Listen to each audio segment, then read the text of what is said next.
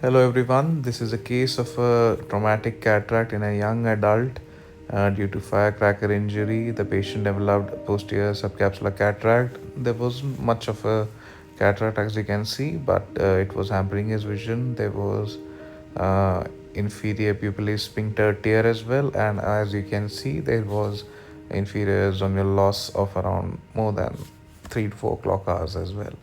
So the patient was planned for phaco aspiration and foldable IOL implant with CTR.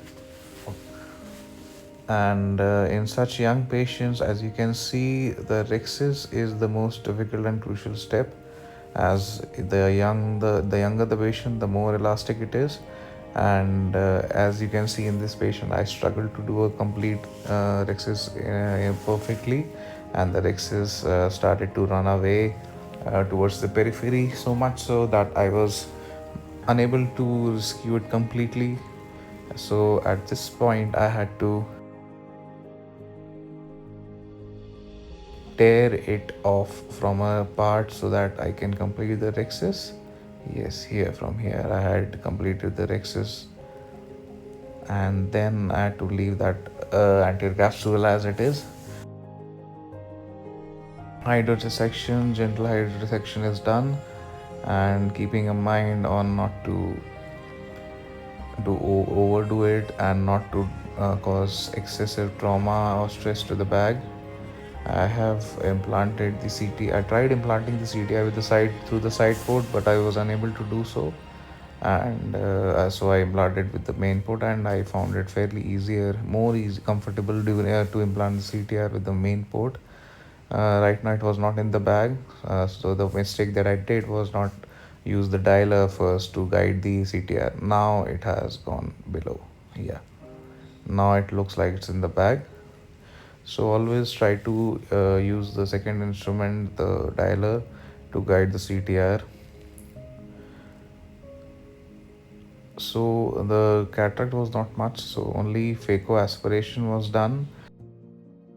I tried to just nudge the nucleus from the periphery and eat it up and debulk the nucleus from all the sides. And most of the lens was aspirated with the help of the phaco probe itself, as you can see.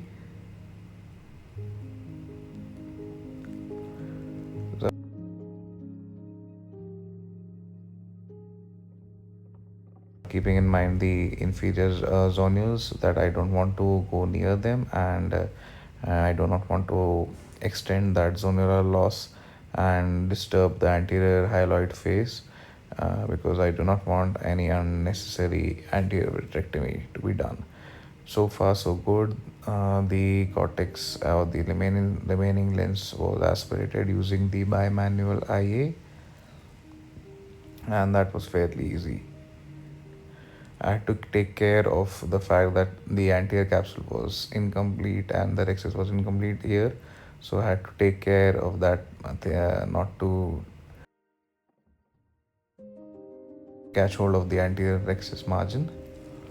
In such patients where I have to decide whether to implant it in the IOL in the bag or the sulcus, I usually open the IOL in the AC.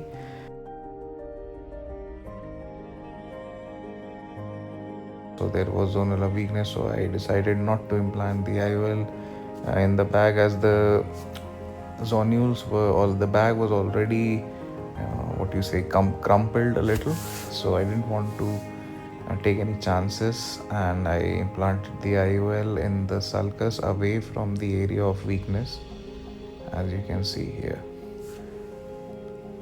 So the IOL was centered and stable, and there was no vitreous loss seen, and the case was the risk was aspirated. The case was completed. Do let me know in the comment section if you think there was something that I could have done better.